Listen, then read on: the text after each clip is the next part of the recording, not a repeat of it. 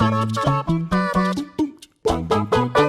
all of you beautiful people, Jules here for WhatCulture.com, and I know this might be a terribly sad statement to begin with, but death is something that will affect us all, and as we sally forth into the close of 2019 and on into a probably more confusing and strange decade ahead, it is worth looking back at what we said goodbye to in the last 10 years. For example, we've had to say goodbye to Telltale Games, goodbye to Keith Flinter the Prodigy, goodbye to that sandwich that I forgot about in the work fridge and began to grow mold.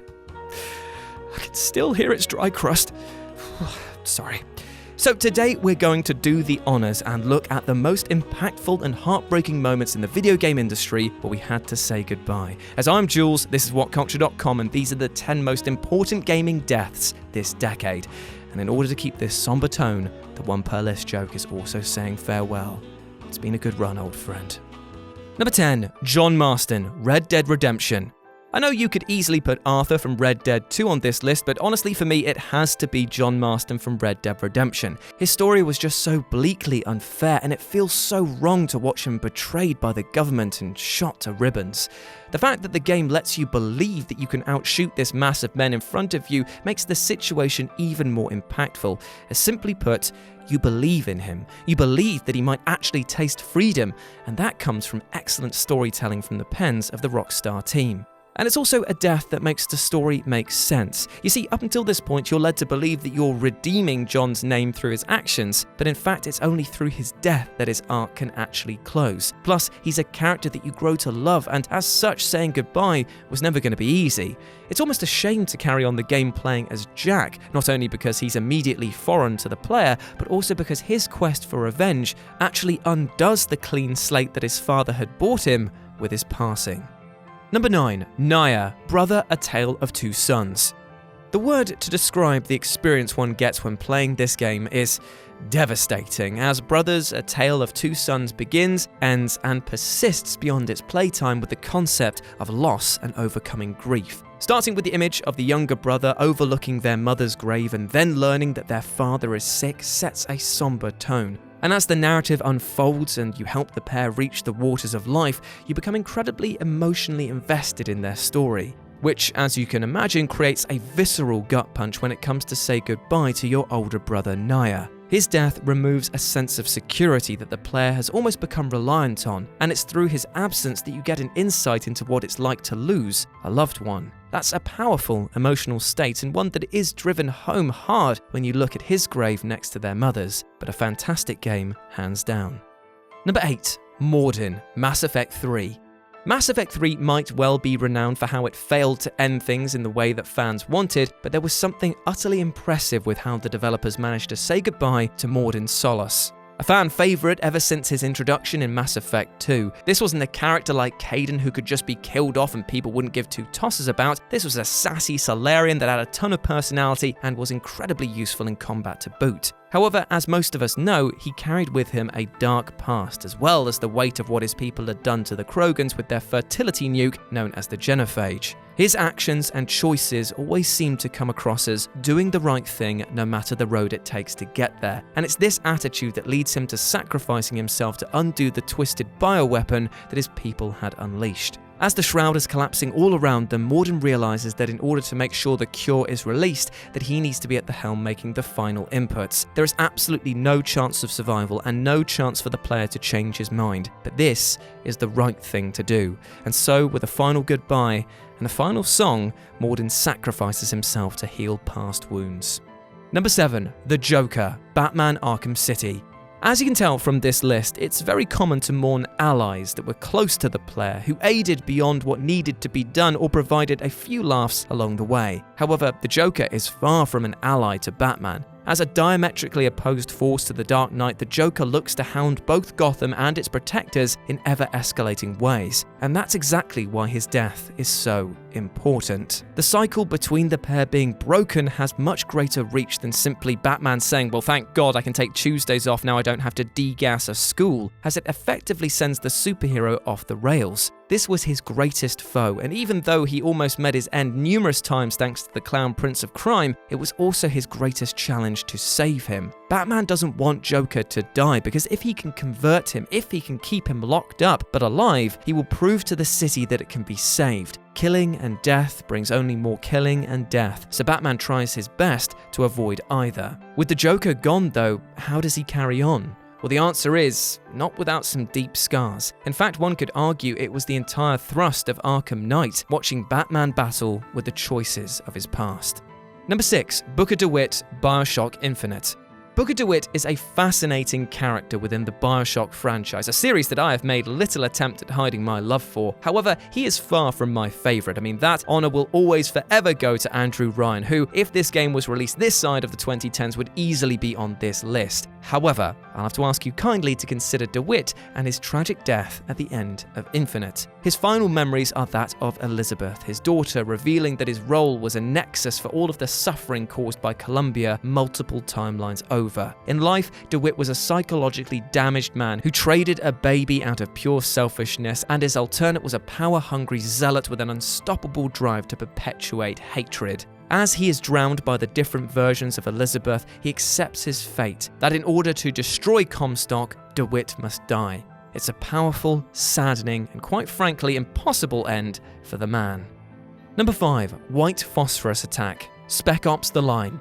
No one expected Spec Ops: The Line to have hit with as much impact as it did when it dropped in 2012, with many looking at the third-person shooter as having less to say than an Ash Millman script. You're burned. And yet moment after moment managed to bowl over players, breaking the boundaries of war shooters and the fourth wall in the process. However, there is one set piece in particular which has endured for years, and that's the White Phosphorus scene. Despite resistance from his team, Walker insists that they must use White Phosphorus to attack the 33rd, at which point the player has to control a drone which fires down a rain of explosives. But when the fire clears, you walk through to see several dying, severely burned people crawling around in their final moments, begging for help. And it's then that you realise that they've condemned a group of civilians to death. The most haunting image is unquestionably that of a woman with her face half burned, cradling her young child. What makes this moment so impactful, though, is when Walker tries to rationalise what they've done and move ahead with the mission. It's a direct challenge on the whole just following orders defence, and it leaves the players questioning real-life events of the same manner. Number 4, Chloe, Life is Strange. Now, I will prefix this by saying that this death is one that the player can choose to enact, but trust me, the decision is a truly difficult one to make, so no one will blame you for choosing to bid farewell to Chloe in order to save the entire community of Arcadia Bay. Chloe might be a character that, in her own words, is hella annoying at times and almost completely at odds to the life that her friend Max is looking to achieve, but underneath all of this punk crust is a character looking to make meaningful connections and validate her own existence. The pair need each other. That's made painfully clear by the end of the first season of Life is Strange, and their movement from fractured relationship to deeply connected is genuinely enthralling. Yet it's a connection that was, at its core, never meant to be, as the player finds out that Max's ability to rewind time to change the past is actually putting Arcadia Bay on a path to destruction. Therefore, she needs to make a choice: stay in this current timeline where Chloe lives and the storm ravages the bay, or choose not to save Chloe from being shot and saving everyone who lives there. It's interesting to note that through death, Chloe actually achieves what she's always wanted: to make a difference in a town that she always felt trapped in. Number 3, Lee Everett, The Walking Dead Season 1. The emotional linchpin of the Telltale game's brilliant graphic adventure series was always the relationship between player character Lee and Clementine, a young girl who is desperately trying to find her parents. Over the course of the 5 episodes, the pair develop a clear father-daughter bond, which, if you've read the comics or watched the Walking Dead TV show, means that disaster isn't just a possibility, it is inevitable. In the final episode of the first season, Lee wakes up to find Clem missing, and in the ensuing search for her ends up being bitten by a walker. This moment alone is like a nail to the heart, but it gets worse as the player has then got to decide their own fate. They can ask Clem to shoot them before they turn, or they can allow themselves to turn while telling Clem to leave the scene. It's one of the toughest recent dilemmas in a game, but Lee's death is important because, in a way, he had to die. Lee was the dying remnants of an old world. He had taught Clem everything, and in his passing, she is forced to take charge of her own life. It's a horrible lesson to learn, but it's something that helps her survive. Number 2, Sarah, The Last of Us. Woof, talk about an emotionally intense opening to a game, am I right? The prologue section of The Last of Us is pretty much a masterclass in how to build suspense and emotion, putting the player in the shoes of Joel's daughter 20 years before the main game actually begins. The back and forth between the father and daughter instantly pulls the player in, because it manages to feel natural and loving. However, things take a catastrophic turn when the cordyceps outbreak begins. After dodging the chaos in the streets and outrunning the hyper-aggressive enemies, the game plays a cruel trick. It makes you genuinely believe that Joel and Sarah might get through this, and that's when it hits you with the awful scene of Sarah being shot by a soldier and Joel frantically, desperately trying to save her. Much like the opening to Pixar's Up, this sudden death brought players to tears in short order, but it teaches you some important lessons. No one is to be trusted in this game. Anyone can die, and worst of all, that the concept of fair does not exist here. However, that's what makes the follow-up to this event so powerful, as we see the relationship between Joel and Ellie develop from seeing her as just cargo to seeing her as a daughter.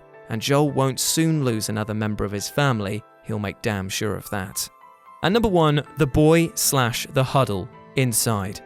When you first look at the mass of limbs and skin called the huddle, you probably don't think of it conjuring up any emotion within you other than disgust. However, by the end of your playtime with Inside, this hulking mass will teach you a valuable lesson about freedom, the evils of mankind, and the desperate drive to survive. And it does this without ever saying a word. As the unnamed protagonist boy who we've been playing as throughout Inside gets absorbed into the huddle, the player then takes control of it, and the entire game feels like it takes a massive tonal shift. Now the power has shifted in your favor, and with this extra mass you can destroy the facility and make a break for the outside. It empowers the player, and despite the confusing images on screen, you feel determined to escape. Yet this is a misdirection designed to make the ending all the more powerful. Tumbling down the side of a hill, battered, bruised, and broken, the huddle finally comes to a rest outside the facility in a single ray of sunlight. It has made it outside, but it has perished in the process. The emotional gut punch of this is completely unexpected, but one that really lives on with the player long past the credits. It's a fantastic delivery, if ever there was one. And that's our list. I know that some of the content was a bit hard to swallow, but hey, if your mum can do the same with that horse, then yes, we can all get through this together. And that was my one per list. I wanted to end on a slightly happier note because that was getting very, very sad. The dead memes can never die, my friend. But anyway, that is our list. Let me know what you thought about it down in the comments section below. I hope that you enjoyed it. As always, I've been Jules. You can go follow me at RetroJ with a 0 over on Twitter. You have been awesome. Never forget that. And I'll speak to you soon.